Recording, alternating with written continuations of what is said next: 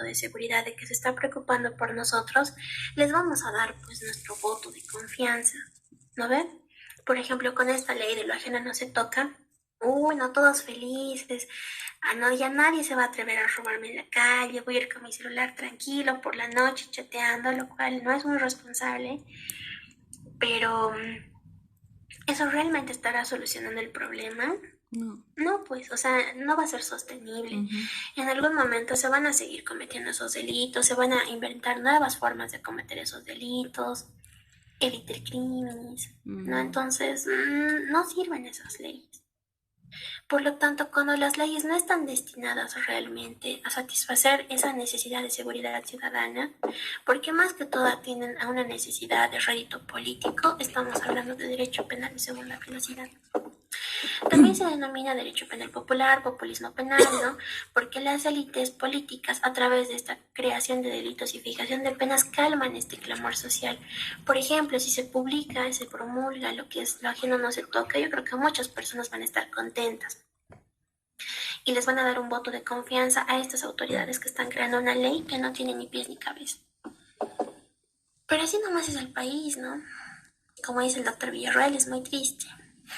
Ni modo, ¿no? A veces yo creo que necesitamos educarnos un poco más en estas cosas, pero es bien difícil hacer entender a las personas que no solamente, no, la ley no va a solucionar sus problemas. Tiene que haber políticas públicas, tiene que haber eh, otros mecanismos que el Estado tiene que tomar en cuenta y no solamente esto.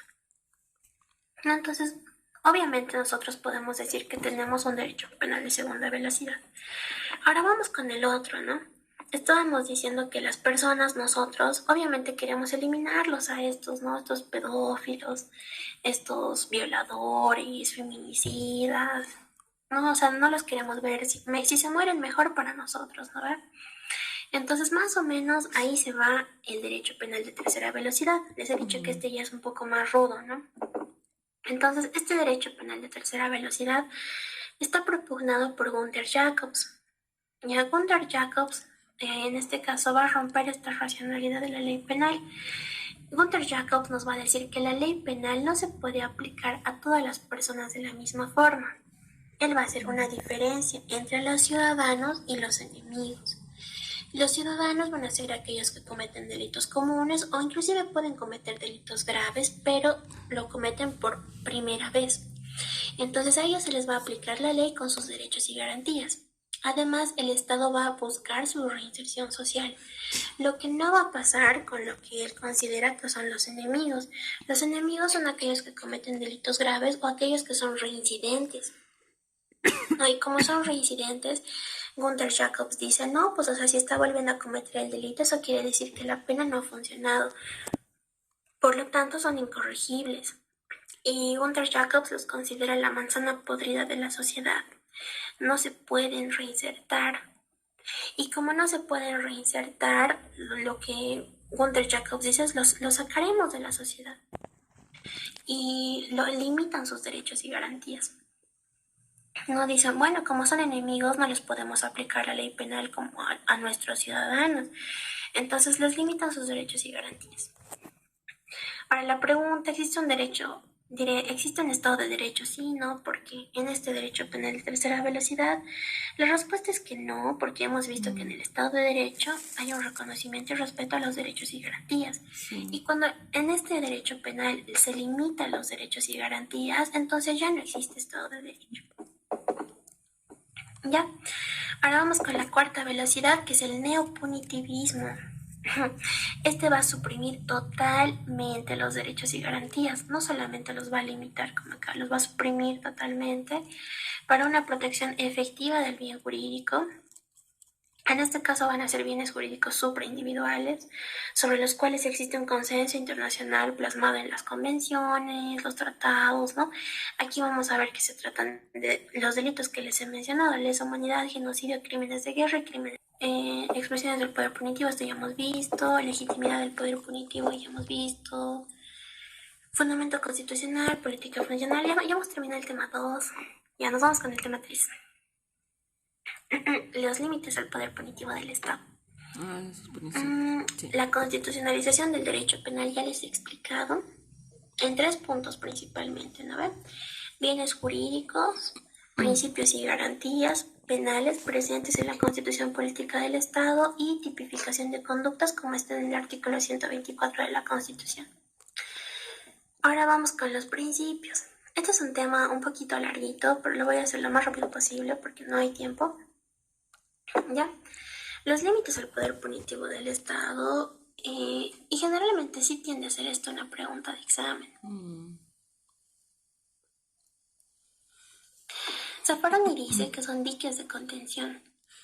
Nosotros habíamos visto que, o sea, nosotros como voluntad general, el poder constituyente, le hemos dado este poder al Estado, pero no le hemos dado un poder ilimitado al Estado. Ojo, no le hemos dado un poder ilimitado. No es que el Estado arbitrariamente, ilimitadamente nos va a...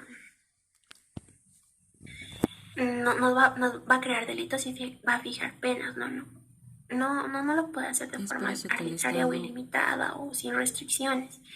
De hecho, nosotros también en la Constitución Política del Estado, si bien le damos este poder al Estado, al mismo tiempo le vamos a poner sus respectivos límites. ¿No? Límites que van a corresponder obviamente a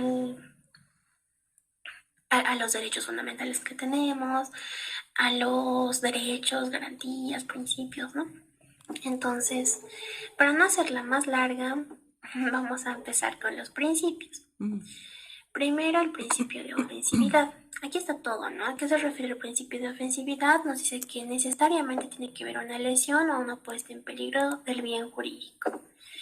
El principio de adecuación nos dice que la sanción penal tiene que adecuarse a su finalidad. ¿Y cuál es la finalidad de la pena en Bolivia? La reinserción social. Pero aquí vamos a ver diferentes teorías: teoría absoluta, relativa y mixta. No es necesario tal vez explicarles ahorita, pero en Bolivia impera la teoría mixta. Primero, que se vea la pena así como un castigo, pero también se la ve como una forma de reinserción social. Además de que se la ve como una forma de reinserción social, también buscamos lo que es la prevención general y la prevención especial.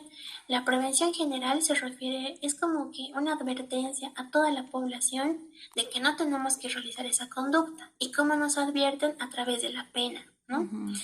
Y la prevención especial se refiere al mismo delincuente, ¿no? Porque como ya está cumpliendo su condena en el recinto penitenciario, ya le están castigando, no va a volver a cometer la conducta porque si no ya sabe lo que le espera, ¿no? Entonces a eso se refiere. Creo que Camila tenías una pregunta. No, eso quería comentar. Ya. Bueno, súper, entonces continuaremos. El principio de intervención mínima, ¿no? Aquí vamos a ver que la no utilización del derecho penal para proteger cualquier bien jurídico. Los bienes jurídicos que tienen que proteger el derecho penal tienen que ser dignos, necesitados y susceptibles de protección penal. Esto ha sido pregunta de examen cuando yo era estudiante de Penal 1. Y era, ¿a qué se refiere que los bienes jurídicos son susceptibles del derecho penal? Les voy a explicar uno por uno. Cuando decimos que los bienes tienen que ser dignos, significa que tienen que tener relevancia constitucional.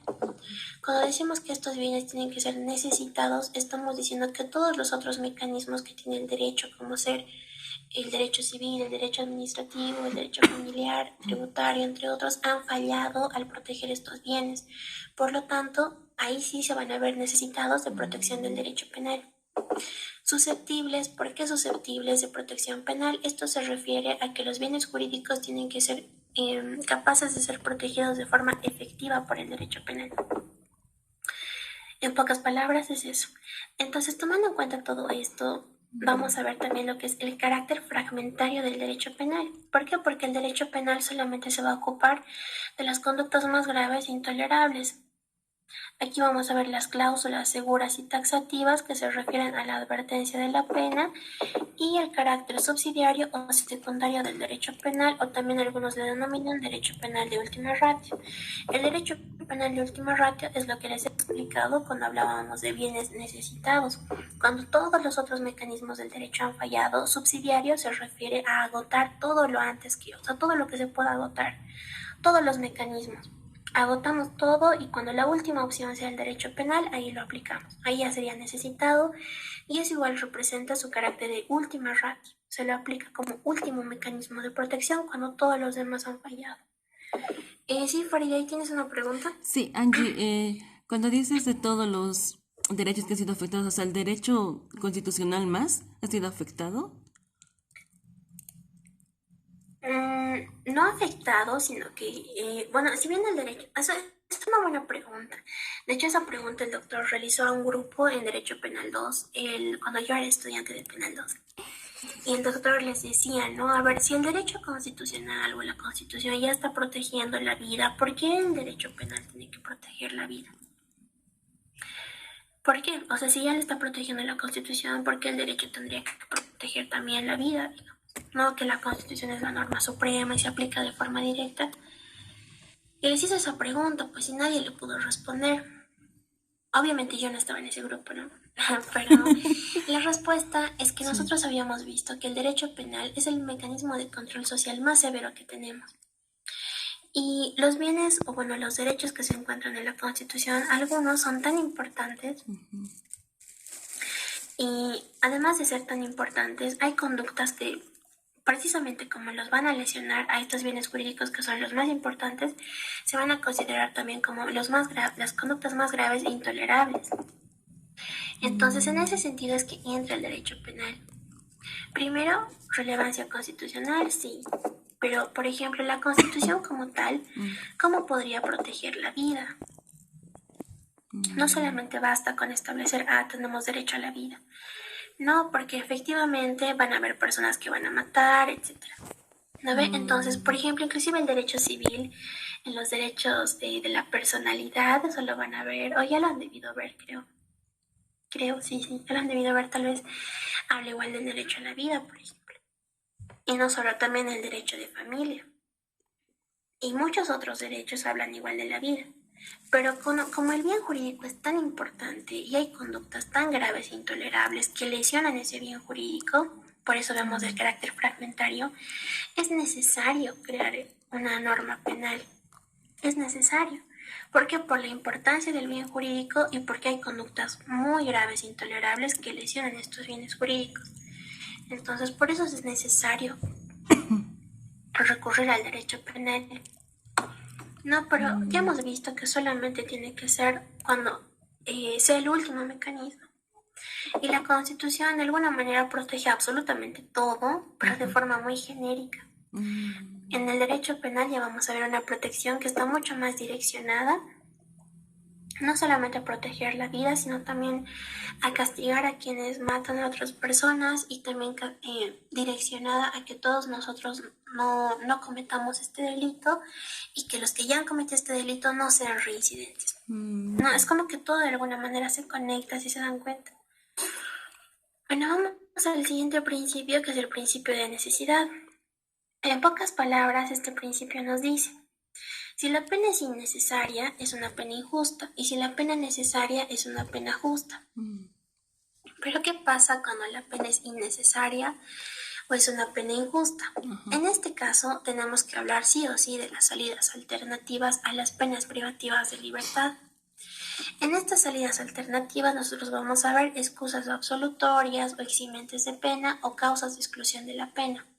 Vamos a ver también lo que es suspensión condicional de la pena y perdón judicial. Todas estas son categorías propias de derecho procesal penal que no las vamos a estudiar ahora, pero en pocas palabras les voy a dar un ejemplo. Cuando la pena es necesaria o es una pena injusta, esto se puede tranquilamente observar en el delito de encubrimiento. Si ustedes revisan, por ejemplo, en su Código Penal encubrimiento, no recuerdo el artículo, pero les voy a explicar más o menos de qué trata. El tipo penal de encubrimiento se refiere a aquellas personas, por ejemplo, que... O bueno, no. Hemos visto hace un momento, estaba acá en la práctica de normas penales abiertas. Sí, ahí estaba. Incumplimiento, alzamiento, encubrimiento, aquí está. ¿No? 171. 171. Ujú. El que después de haberse cometido un delito sin promesa anterior, ayudare a alguien a eludir la acción de la justicia o omitiere denunciar el hecho, estando obligado a hacerlo, incurrirá en reclusión de 6 meses a 2 años. Pero aquí hay una parte importante que